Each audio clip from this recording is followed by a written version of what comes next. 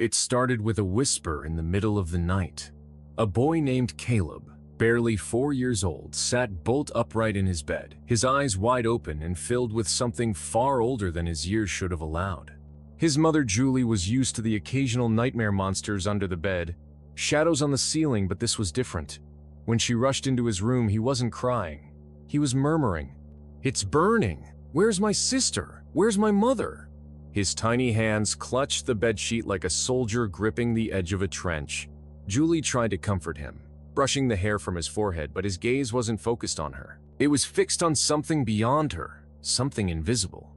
"Mommy," he whispered, "I died in the fire, and it hurt real bad." That was the first night. What followed was a descent into a haunting puzzle, filled with details a child should never know, much less speak of. Over the next few weeks, Caleb began to draw strange pictures, not of dragons or spaceships, but of buildings engulfed in flames, staircases collapsing, and a girl trapped behind a glass window. He knew the layout of a house they'd never visited. He spoke about a small town in another state that Julie had never even heard of. And most disturbingly, he mentioned names. Real names.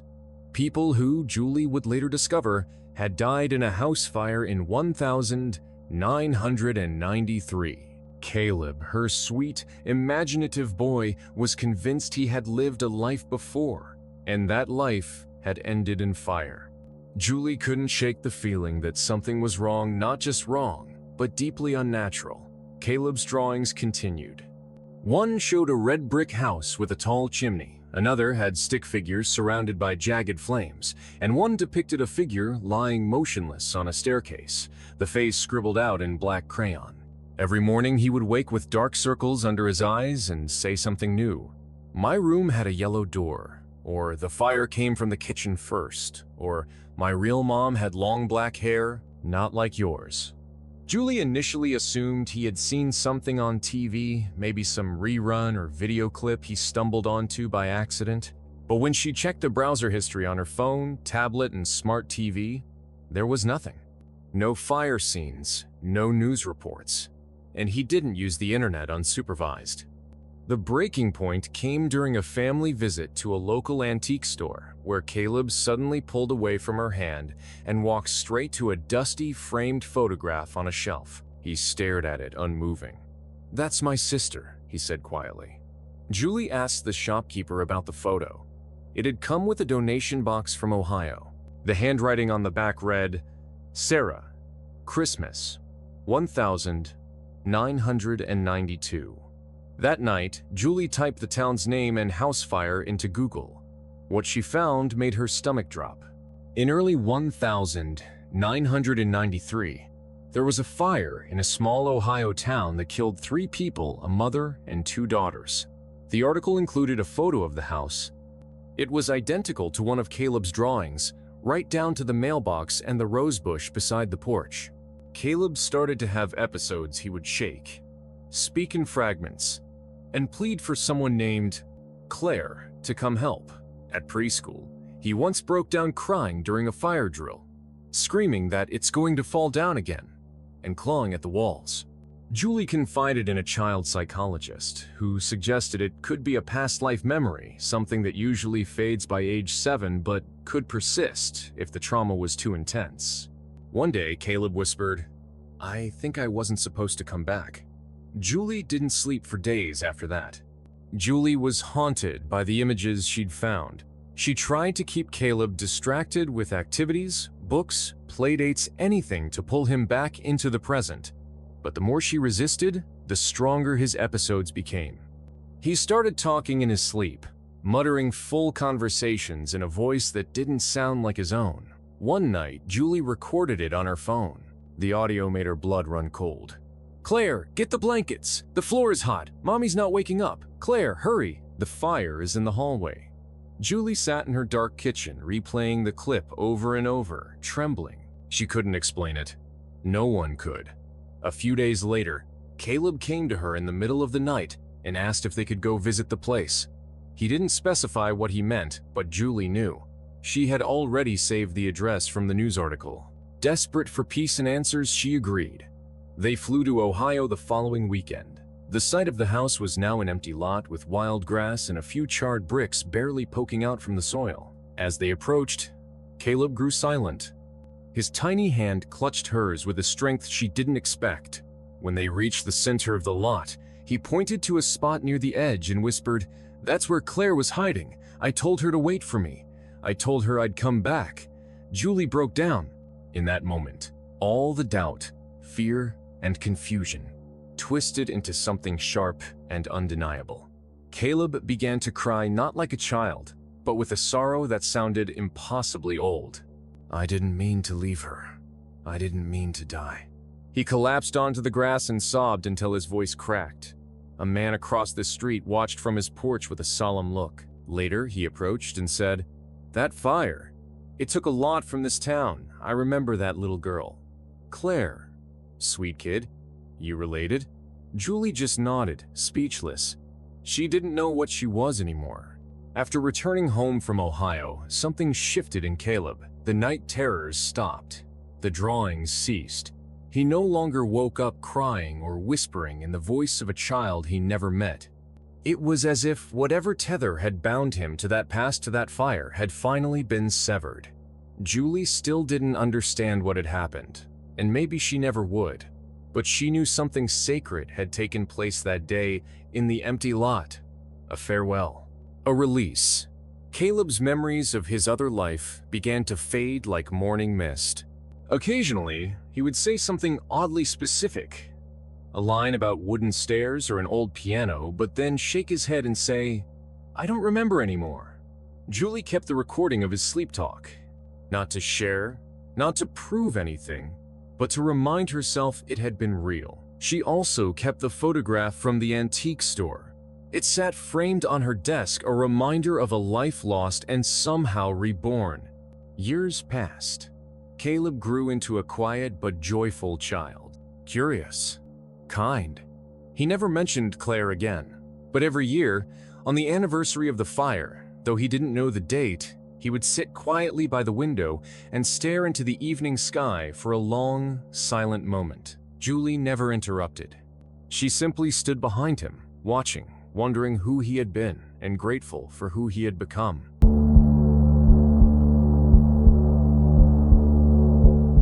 Melissa and Adam had always dreamed of a peaceful life away from the chaos of the city.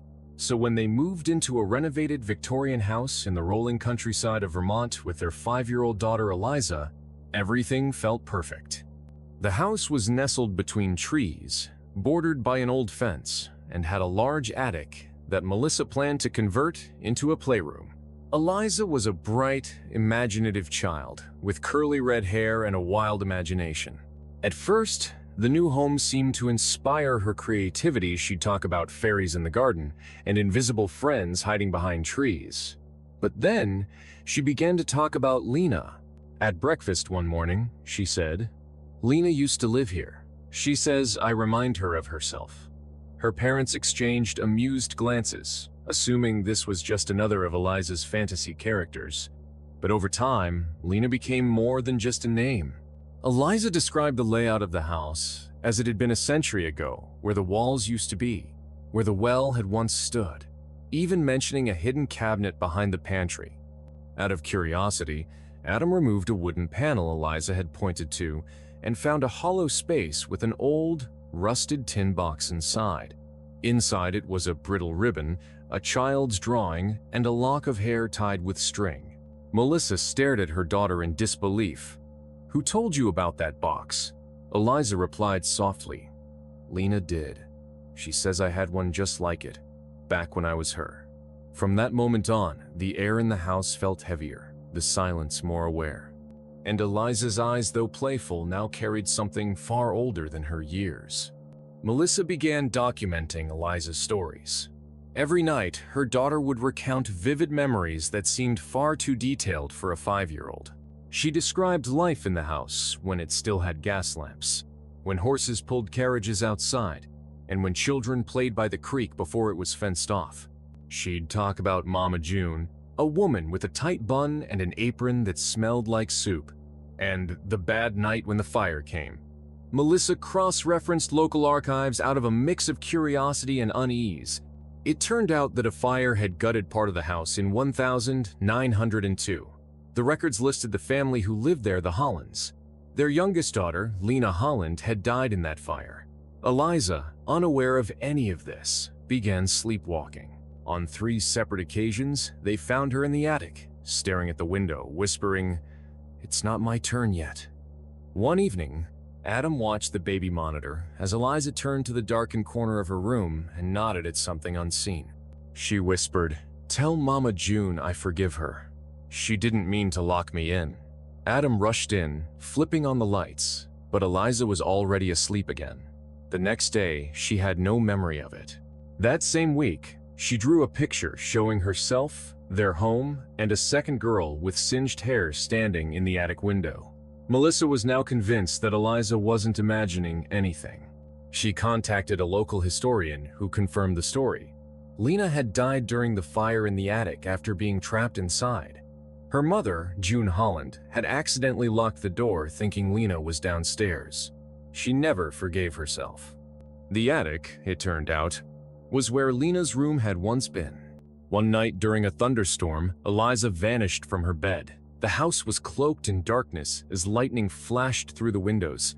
Melissa and Adam frantically searched the home, calling out her name. Then they heard it faint singing, "All the little candles, burn them down. All the little whispers, gone to town." It was coming from the attic. When they opened the door, the old hinges groaned louder than ever before. Melissa's flashlight flickered and then caught Eliza standing in the corner beside an old trunk that hadn't been there before. Her eyes were closed. She was humming. The air was heavy, as if time itself had slowed. As they stepped closer, Melissa's light revealed something carved into the wooden beams above. Lena in a child's scrawl. Suddenly, Eliza opened her eyes and gasped. She turned to Melissa and screamed, "She's not done yet!" The door slammed shut behind them. The temperature plummeted. The trunk creaked open slowly and a gust of air smelling like soot and burnt wood filled the attic. A translucent shape appeared, hovering beside Eliza. It was the faint outline of a little girl in a nightgown, hair burnt and blackened, eyes wide and unblinking. Melissa stepped in front of Eliza, but the ghost wasn't looking at her. It was looking past them. "Tell her it was my fault," the ghost whispered. "Tell Mama June I forgive her." Then the specter vanished into the beams above. The door unlocked on its own. Eliza collapsed into Melissa's arms, sobbing. After that night, Eliza's episode stopped. She slept through the night. No more whispers, no more drawings of the past, no more standing in the attic. It was as if something had been released, like a long-held breath finally exhaled. Melissa and Adam chose not to move. Instead, they embraced the history of the house, even placing a small lantern in the attic in Lena's memory. One evening, Eliza told her mom, "I think she's gone now. She found the way out." When Melissa asked how she knew, Eliza simply smiled and said, "Mama June stopped crying." Years later, when Eliza was 10, she no longer remembered Lena. The name meant nothing to her, but Melissa did.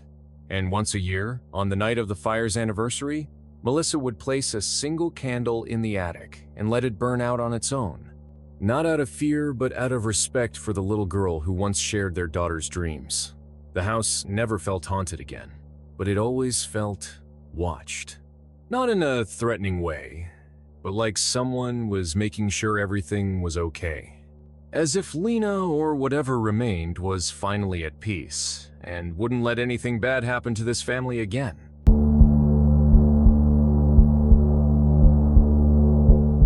When Emily and Jake moved into the small cottage in rural Maine with their 3-year-old daughter Lila, they were just looking for peace, space, and a place to slow life down.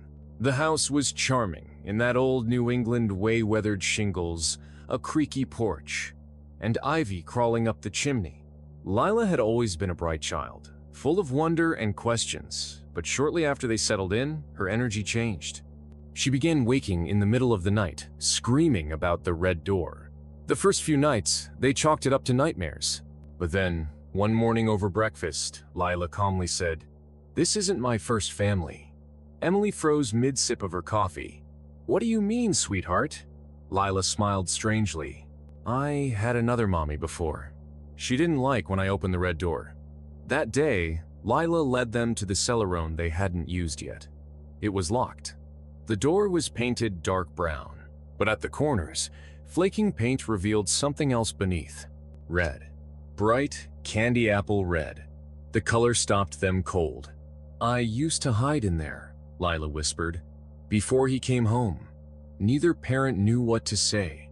There was no way Lila could have known about the cellar's interior, or that the door had once been painted red. It wasn't visible. And yet, her small fingers traced along the frame as if she knew every inch of it.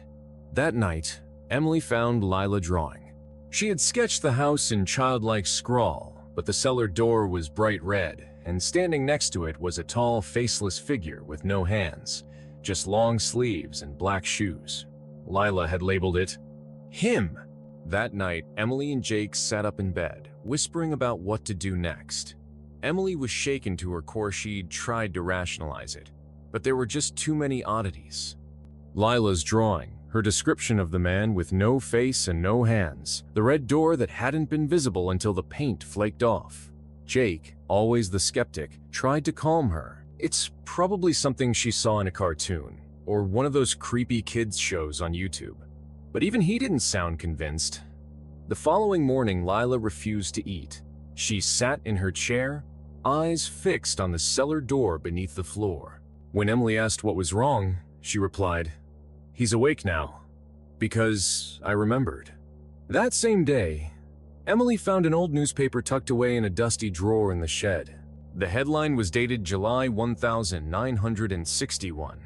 Local man dies in apparent suicide after child found dead in cellar. The photo was grainy, but the house was unmistakable, the same cottage. The article detailed how a young girl named Clara had died after being locked in the cellar for hours. Her stepfather, a man named Harold Clem, had been suspected of abuse but had never been charged. A week after Clara's death, Harold had hanged himself in the very same cellar. The article described the door as a red-painted barrier to the scene of horror. Emily couldn't breathe. She sat on the shed floor, the paper shaking in her hands. That night, they opened the cellar. Jake broke the rusted lock, and with a loud groan, the door swung open. The air that burst out smelled like wet soil, mold, and something metallic. The stairs groaned under their weight as they descended. At the bottom, the space was tiny and stone-walled, filled with old junk and rotted crates. But what froze them both was the faded child's shoe lying by the far wall and a piece of red ribbon. Lila didn't come down. She stood at the top of the stairs and said, "He's not in there. He's in the walls now." Emily screamed at her to stop. "Who told you that?" "She did," Lila replied calmly. "The other girl. She says he's still mad I got out." That night, the cellar door slammed shut on its own 3 separate times. They tried to lock it, but the old bolt kept breaking. Lila began sleepwalking. They'd find her standing by the door, whispering to it. On the 4th night, Emily woke to find Lila standing by their bed, her eyes wide open but lifeless. "He wants to play again," she said in a flat voice. "He said this time, we'll both stay." Emily could no longer pretend this was anything but supernatural. She brought Lila into their room at night, locked every door and window, and even burned sage around the house at the advice of a local woman who ran the antique shop. But it didn't stop. Each night, the dreams worsened. Emily began seeing flashes of a little girl crying in the cellar, a red door slamming shut, a man's face blurred like water, hovering behind Lila in the mirror. Jake, exhausted and paranoid, installed motion sensors throughout the house. They would go off at random always around the same time. 3:12 a.m. One night, Jake stayed up in the living room, a baseball bat in hand, determined to catch whoever or whatever it was. Emily tried to sleep, with Lila beside her. Just past 3 a.m., she heard it, scratching, not on the door.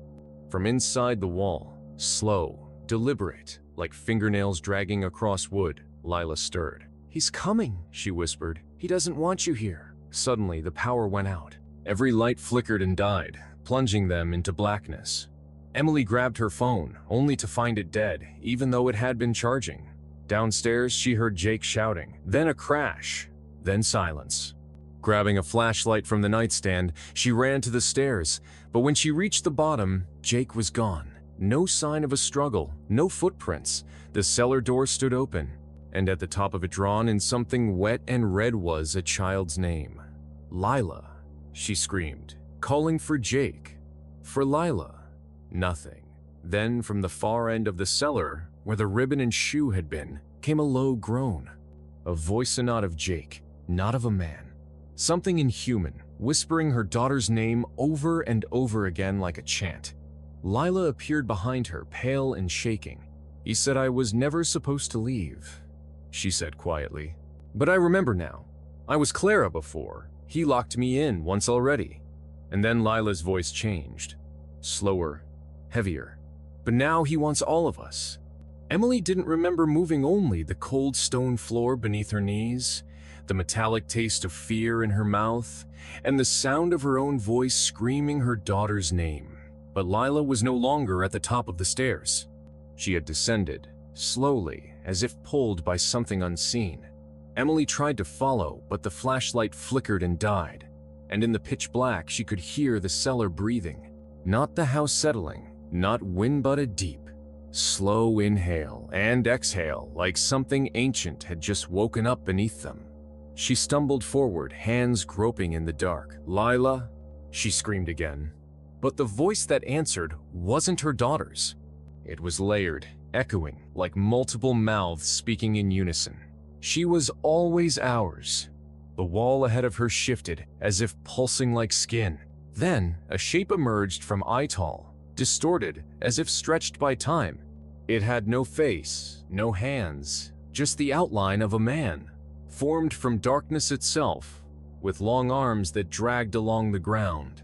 It tilted its head unnaturally and moved toward her with that slow, dragging sound. Emily backed away until her foot caught on the same ribbon she'd seen before, but now it was vibrant red, as if new. A voice Lila's rose up beside her. "You have to say my name. All of it." "What do you mean?" Emily cried, and then it hit her. Clara. She wrapped her arms around the space, blindly reaching, whispering the name over and over. "Clara, Clara, come back. Clara, let go." The darkness trembled. The walls groaned. The shape paused, recoiled, then let out a guttural sound, not quite a scream, more like a distorted shriek dissolving into static. And then everything fell silent. Emily woke up on the cellar floor with Jake shaking her. "You were gone. I couldn't find you. You were just gone." Lila was upstairs, asleep, peaceful for the first time in days. The red door was gone, burned away, Jake said, in the lightning strike that hit the house's old electric panel. Firefighters confirmed part of the cellar had collapsed. Nothing was recoverable. They moved out a week later. A month passed. Then one morning, Lila handed Emily a new drawing. It was of their next house. Except one thing stood out. In the corner of the drawing, she'd drawn a red door. When asked about it, she said, "He said he'll find another way, because he's still hungry."